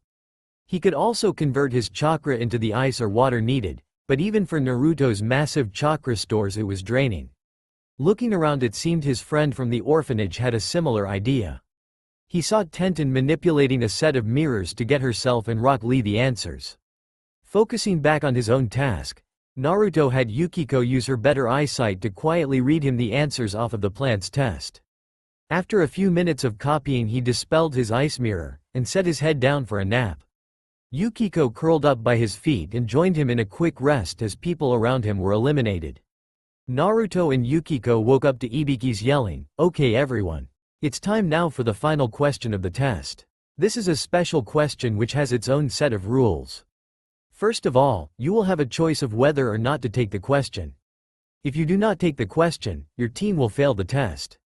If you do take the question and answer incorrectly, you will remain genin forever." At this the girl Naruto remembered as Tamari spoke out, "You can't do that. Other people have taken the test before. Well, they didn't have me running the exam. Tough luck." Ibiki answered. A few teams quit after this. Naruto noticed his own teammate was starting to raise her hand to give up. He himself didn't think Sakura was ready for this, but he couldn't let her make the whole team fail. The Jinchuriki knew he had to intervene. This came in the form of him loudly slamming his fist on his desk. Yukiko shook her head at her companion's energy. "That's crap and you know it. Give us the question, I'll take the question even if I have to remain a genin forever. I'll just be the first to go from genin to Hokage," he shouted, effectively raising the confidence of every genin in the room. Ibiki was pretty impressed with this Uzumaki kid. He was one of the few brats who he couldn't entirely tell how they cheated. He knew the brat used a bit of chakra at the start and opened a water bottle, but that was it. The brat could also bring up the spirits of an entire room. A good trait to have. Seeing that he probably couldn't intimidate anyone else into quitting, he gave his final call. Anyone else wish to quit? Okay then. All of you in this room, pass. Ibiki waited a few moments to let it sink in. What do you mean pass? What was the 10th question? Tamari questioned. Simple. You, pass. You could say the 10th question of the exam was whether to take the question or not. The first part of the exam was to test your information gathering skills. If we could easily tell you cheated, we failed you. As for the last question, Chunin are often put into life or death situations. The final question was just a way to see you would be able to handle doing so. Ibiki explained. He was going to continue before he felt a familiar chakra signature. Oh dear, this will be exciting, he thought. Suddenly, a black ball crashed through the window of the room before exploding, sticking a banner to the chalkboard with kunai reading, Mitarashi Enko Konoha's Kunoichi and proctor of the second exam. Said purple-haired, eccentric Kunoichi appeared in the smoke. Alright brats, I'm the proctor for the second exam. Wait, Ibiki, you let 26 teams pass? You must be going soft in your old age. She asked her superior at her job in the torture and interrogation unit. Looking around the room, she noticed a certain brat with ice blue hair. You, hey brat, she called out, looking directly at Naruto. Hey Anko. What a surprise, he said nervously. Honestly, he found Anko fun to be around, but she could be damn intimidating sometimes. Anko, check out the mood of the room. You are early, Ibiki scolded. It doesn't matter. Meet me at training ground 44 at 9 o'clock in the morning tomorrow. Don't be late or you fail. And having said her piece, Mitarashi Anko left out the window from whence she came. Most were too confused to really follow what had just happened, or were gawking at Anko's lack of clothing. A tan trench coat, miniskirt, and fishnet bodysuit were all that separated Mitarashi Anko from the elements. However, they did hear their instructions for the next day and filed out of the classroom. Naruto immediately left for his apartment to gather supplies for the next part of the test. He knew training ground 44 all too well. It was his favorite training ground, and where he met his crazy friend Anko. Naruto thought back to when he first found training ground 44.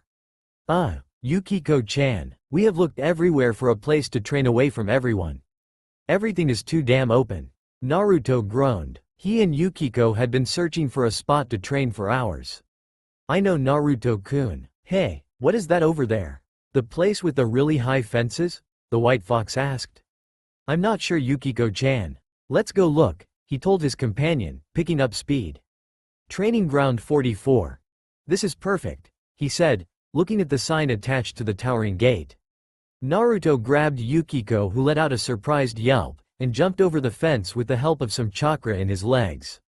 Looking around, the training ground appeared to be a massive forest with assorted streams and trees everywhere. This place would be perfect for what he needed. The two companions wandered for a bit, trying to find a nice clearing to begin their training. Immediately after finding a clearing, Naruto felt a kunai pressing against his neck. Brat, what are you doing here? Who the fuck are you? He heard a cold female voice ask him. Yukiko was growling at the woman, fangs bared. She smelled of snakes, which put her on guard. I'm here to train, obviously. I don't like being around the villagers much, and I didn't want people spying on my training. My friends call me Naruto, but to most of the village I suppose I am the Kyuubi brat. My foxy companion here is Yukiko. Could you let me go please? The Jinchuriki said calmly. No need to make the lady with a kunai at his throat angry, but he couldn't help being a smart ass sometimes. The woman removed her kunai from his throat and hopped out in front of him. So you're the Kyuubi brat, eh? Mitarashi Anko, Konoha's snake bitch. Damn idiot villagers. So they give you a hard time too, huh? We'll show him. Tell ya what, kid, I think I can like you. Normally I don't like others in this place, but make yourself at home here. Just don't get your ass killed. I'm gonna go have fun in another spot.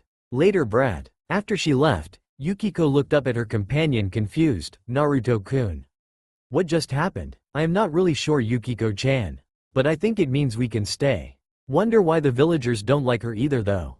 he said with a shrug of his shoulders. Filing the question to ask her if they encountered each other again, Yukiko and Naruto began their training. Anko is interesting. Can't say she makes things dull though. Shame the villagers blame her for what her sensei did. The demon container thought to himself. After their first encounter, she would meet with him while he was out there if she didn't have a mission. Once they grew more comfortable around each other, they told their respective stories. Anko was kind of an older sister to him now, and fellow pariah. A crazy sister with a slight blood fetish, obsession with dango, and no sense of modesty, but a sister nonetheless. Naruto and Yukiko made their exit from the examination room using the opening made from Anko's entrance. If the next part of the mission was in Training Ground 44, then it would most likely be a several-day trip. Scolding himself for not bringing enough supplies with him for this part of the test, the two companions returned to the apartment to stock up. After finishing packing the rest of his supplies for a most likely several-day visit to the Forest of Death, and any potential test afterwards, Naruto and Yukiko turned in for the night. It was a beautiful day in Konoha. The sun was shining, there was a lovely breeze, and 3 grass shinobi were mutilated, dumped in a ditch somewhere. Unfortunately, nobody knew about that last part yet. At the moment, most of Konoha's attention was focused on the genin gathering at the entrance to Training Ground 44. Anko waited a few moments for it to be 9 o'clock. Okay broads. Welcome to Training Ground 44, affectionately called the Forest of Death. Anko winked at Naruto, signaling him to start something. Anko and himself shared a love of pranks. It was a great way to let off steam against villagers. Naruto thought for a moment, then came up with an idea. Forest of Death, huh? Doesn't look so tough to me, he yelled, drawing everyone's attention to him. Anko took this opportunity to throw a kunai at his head, slicing the cheek open just enough to draw blood. Almost instantly she was behind him, and to freak everyone out she licked up the blood dripping down his cheek. The lively ones always have the best blood. We'll probably find more of yours before this test is over. She cooed seductively. One of Anko's many talents was pulling off, and creepy as hell, at the same time. Before she could continue with her fun, she felt a presence behind her and moved to strike whoever was stupid enough to try and sneak up behind her.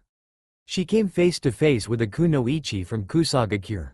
She was holding the kunai Anko threw with an extremely long tongue. Something about this girl seemed to remind the eccentric proctor of someone. The girl returned the kunai to Anko. Thanks. Next time try not to sneak up behind me, alright? It's a good way to get yourself killed. She scolded. I'm sorry. It's just blood gets me excited, and your kunai cut my precious hair. The creepy kunoichi replied. Yukiko and Naruto noticed the smell of snake coming off this kunoichi. They knew that it was expected with Anko now, but this new kunoichi practically reeked of snake. If someone smelled of snake and wasn't Anko, it was probably trouble. Snakes don't tend to keep friendly company. Anyways, let's get the explanation for the test underway. First of all, every team will get either a scroll of heaven or a scroll of earth. Your objective is to obtain the scroll your team does not have while keeping your own. You will have 5 days to get to the tower in the middle of the forest. 5 days? What are we supposed to do about food? Choji yelled. It was usually never a good idea to get between an Akamichi and their food. There is plenty of food in the forest. Just don't become food yourselves. Also, don't open the scrolls before you get to the tower. Anko warned. What happens if you do? A random genin asked. Not telling. But you won't like it. The snake kunoichi hinted with a creepy grin. Now then. Before we start you will need to fill out these waivers saying it isn't Konoha's fault if you get your ass killed in there. Killing is allowed in this portion of the test. Go with your teams to the table to trade in your waivers for a scroll, then move to the gate you are told. Some of the genin seemed nervous that killing was allowed in this portion of the test, but every team signed their waivers and picked up a scroll. Team 7 happened to get a heaven scroll, and moved to gate 15 where they were assigned. Naruto quickly came up with a plan and turned to his team. Okay, here is my plan guys. Yukiko and I will take points since we can smell anyone coming. I'll make a few cage bunshin to make a perimeter to help keep us from being ambushed. Sasuke will hold onto our scroll, and Sakura will bring up the rear. We will head to the tower and deal with any teams we encounter on the way. At the tower if we still don't have the other scroll we can set up traps for one of the other teams. The ice wielder explained. Whatever dead last. You two just better not get in my way. Sasuke told his two teammates. He didn't need these two losers. He snatched the scroll from Naruto's hands and put it in one of his pockets. Sakura just squealed at how cool Sasuke was and did not really notice that he found her incapable of helping him.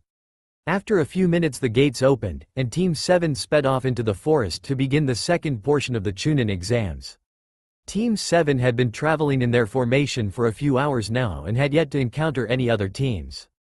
Naruto was slightly on edge. He and Yukiko felt that something bad was going to happen, but they couldn't sense anyone nearby. Suddenly he felt some of his Kage Bunshin rapidly be killed. Oh shit, Naruto whispered. Then a surge of chakra and a powerful wind blew him and his fox companion away from their teammates. Sasuke and Sakura recovered from their shock of seeing Naruto and his fox tossed away like nothing, and then the creepy grass nin from earlier appeared in front of them. Sasuke tensed before throwing a kunai towards the neck of the kunoichi, who caught it like it was nothing. Kukakuku. Good Sasuke-kun. Let's see how you handle this. The kunoichi told the two remaining members of Team 7 before unleashing a massive amount of killing intent. To Sakura and Sasuke it felt like they were watching their own deaths at the hands of this girl. Both were currently paralyzed in fear, but Sasuke began struggling to move. He reached for a kunai, and with a trembling hand managed to stab himself in the leg. Immediately he was brought out from the effects of the killing intent and with a quick flash of hand seals launched his trademark Kaden. Gukakyu no Jutsu. The sizable fireball sped toward the grass nin and it appeared that the kunoichi was toasted before she turned to mud and melted into the ground. Meanwhile, Naruto and Yukiko crashed into a tree, temporarily stunning the two companions. Before the two could fully recover, a massive snake came out from the trees near them and quickly swallowed them whole. The demon container and companion shook off the disgust of being inside a giant snake. Well shit. We need to get out this snake fast, Yukiko-chan, before he starts digesting us. I doubt he'd just let us walk out of his mouth, so we'll just have to make a new exit. Hayaten. Surara Sume. He yelled, the sound echoing down the snake's massive esophagus. Long claws of ice formed on Naruto's fingers, and he began tearing his way out. It did not take long to make a hole large enough to escape with Yukiko's help. Before the snake could hit the ground dead, it went up with a puff of smoke. A summon? The only people who can summon snakes are Anko and… Oh fuck. Yukiko-chan, we need to get back to Sasuke and Sakura now. I don't know why he is here, but this is bad. Naruto told his companion quickly before trying to lock onto his teammate's scent. He hoped they were still alive. Naruto and Yukiko arrived to see the grass nin's neck stretch to impossible lengths and bite down hard on Sasuke's neck. Sasuke screamed out in pain before dropping unconscious.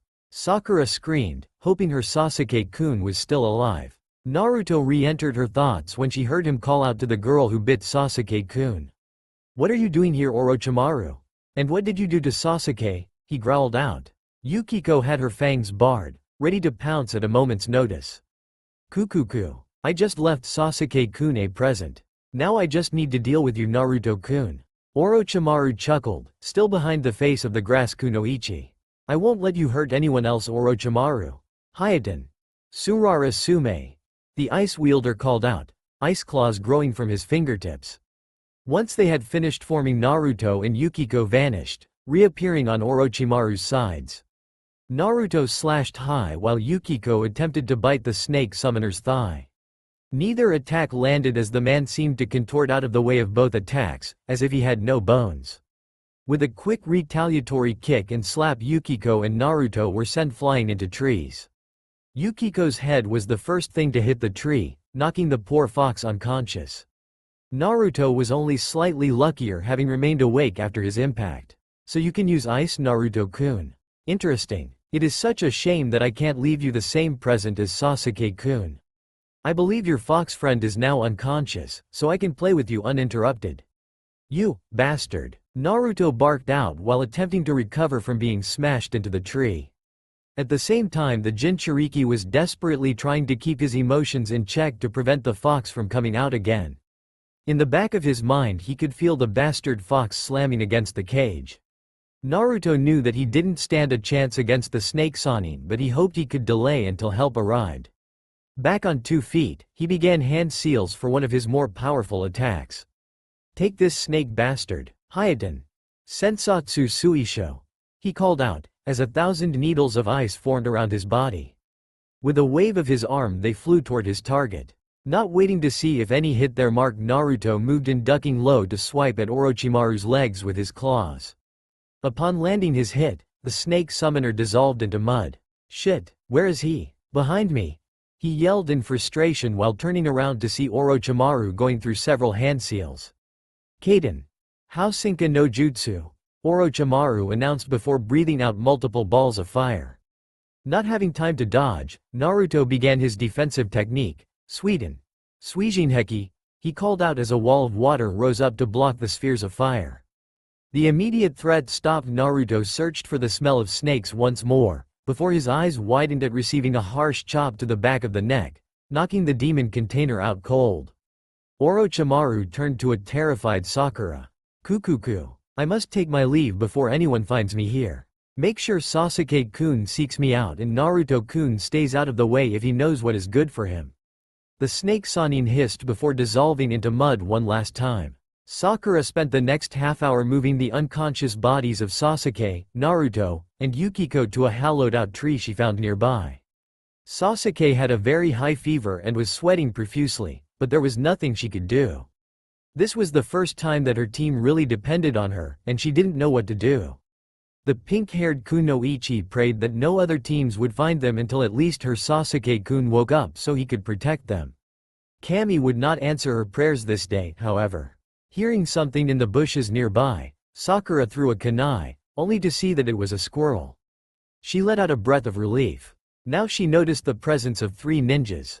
The 3 quickly landed in the clearing outside the hollowed-out tree, staring directly at Sakura. She shivered under their gaze. It was the 3 sound nin from the first exam. One had a strange metal gauntlet on one arm, and had his face wrapped in bandages. The middle one wore a tan tunic and had black hair in a similar style to her sensei Kakashi. The final nin was a kunoichi wearing a sleeveless green vest, and her long black hair was tied at the end with a purple bow. The first one stepped up to speak for his group. "We're here to kill Uchiha Sasuke, by orders of Orochimaru-sama. Get out of the way," he ordered. Sakura was afraid, but they were going to kill her love. "IIW won't let you kill him," she yelled as she stood up, kunai in hand. The pink-haired kunoichi doubted that she could defeat these 3, but she had to try. With a small battle cry she charged ahead in an attempt to stab the one who had threatened Sasuke. With no effort at all he stopped her by grabbing her by the neck. "Pathetic bitch, you consider yourself a ninja? Maybe Zaku and I could have a little fun with you before we take out Sasuke. A bitch like you needs to learn her place," the sound nin said, with his lecherous grin hidden behind his facial bandages. Zaku chuckled evilly as Sakura's eyes went wide in horror. "They wouldn't. No," she shrieked in her mind. "Dosu, Zaku, stop this. Let's just complete our mission for Orochimaru-sama and get out of here." "You can't do th," the sound kunoichi yelled at her teammates before being knocked out by Zaku. After knocking her out he spat at her, "Shut up, you stupid bitch. We'll deal with you later. But for now this pink whore has our interest."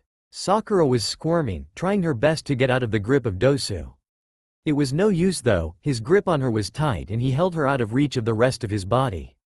Now with their kunoichi teammate out of the way to prevent interruptions, Dosu slammed Sakura to the ground before flipping her over. Zaku held her down while Dosu took out a kunai. With one quick swipe Sakura's battle dress and bra were cut through from her stomach up. "And no, this can't be happening. Oh Kami, someone please help me. Sasuke-kun, Naruto, Yukiko, anyone," Sakura yelled in her mind. She couldn't speak after Dosu's harsh grip around her throat. Sakura shut her eyes and screamed silently as Dosu and Zaku descended upon her. Back in the hollowed-out tree, Yukiko's eyes gradually opened. Quickly taking in her surroundings, she saw that Sasuke and Naruto were out cold. Where was Sakura? Moving out a bit more she saw Sakura on the ground with 2 ninjas standing over her, one holding her down while the other groped her. Shit, she needed Naruto up now. The snow fox quickly pounced onto Naruto before giving him a harsh bite on his arm. Thankfully it was enough to wake him up. Ow, what was that for Yukiko-chan? Where is Sakura? Naruto yelled out, finally seeing the danger Sakura was in. The Jinchuriki charged forward while releasing Kabikuri Houcho from its seal. Get off of Sakura, you bastards. The demon container growled before piercing Dosu through the heart. Meanwhile Yukiko had charged at Zaku and managed to bite his shin. Naruto pushed off Dosu's body with a kick and used the momentum of the kick to enter a spin while twisting the blade into a horizontal slash. Before Zaku could react, his head had been separated from his shoulders. A quick moment later and blood burst from the body, covering both Naruto and Sakura while the body slumped onto the ground. Naruto turned to look for the third person, who appeared to be knocked unconscious. Based on the facts she was not awake and she was female, she probably disapproved of her team's actions. For this she would live. How dare they? The Jinchuriki growled, before flicking the blade to remove the blood. After sealing Kabikuri Houcho back into his wrist, he looked down to see a blood-covered Sakura, completely terrified. The Jinchuriki didn't really have time to think about what he had just done. He needed to help Sakura get through this. Are you okay, Sakura? The blue-haired boy asked cautiously, hoping she wouldn't be afraid of him after what he'd done and what those Soundnen did. The events finally caught up to her and she jumped into his arms, bawling. Naruto tensed at the sudden contact before slowly stroking her back in a calming motion. It's okay now, Sakura. Those bastards can't do anything to you now. Yukiko and I made sure of it. Let's get back into the tree and we'll fix your clothes up, okay? Naruto cooed, trying to calm the hysteric girl down, although it was going to be difficult after what she had just gone through. Naruto was glad that he stopped them before they could get further. Sakura managed to give him a small nod and was led back into the tree. Before following, Yukiko searched the two bodies for the scroll, and found a scroll of earth on Dosu. She was unsettled by the two bodies, and quickly moved to her companion's side holding the scroll in her mouth. After helping Sakura sit down, Naruto took a scroll from one of his vest pockets and unsealed a small sewing kit. After the wave mission I thought it'd be a good idea to bring this so I could mend any damaged clothes. Is it okay if I sew your dress back together for you? If you don't want me to touch you near there, I understand. The boy said softly. Sakura gave another tiny nod along with a sob to say it was fine. Before Naruto could start he felt a surge of evil chakra come from behind him. Looking behind him, he saw Sasuke standing up, black marks covering part of his face and arm. This power. Yes, I can use this power to kill him, Sasuke said, an evil chuckle following.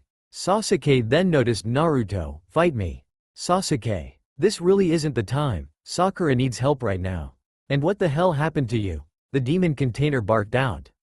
He wasn't sure, but Sasuke definitely didn't seem very sane at the moment. And Sakura didn't anything else to happen today. I don't care. Whatever happened to that slut, she deserved. Fight me, Sasuke said with a smirk. The Uchiha quickly found out that was the wrong thing to say, as he was slammed into the wall by a furious Naruto. What was that bastard? You are no better than those two Soundnen. I should kill you right now.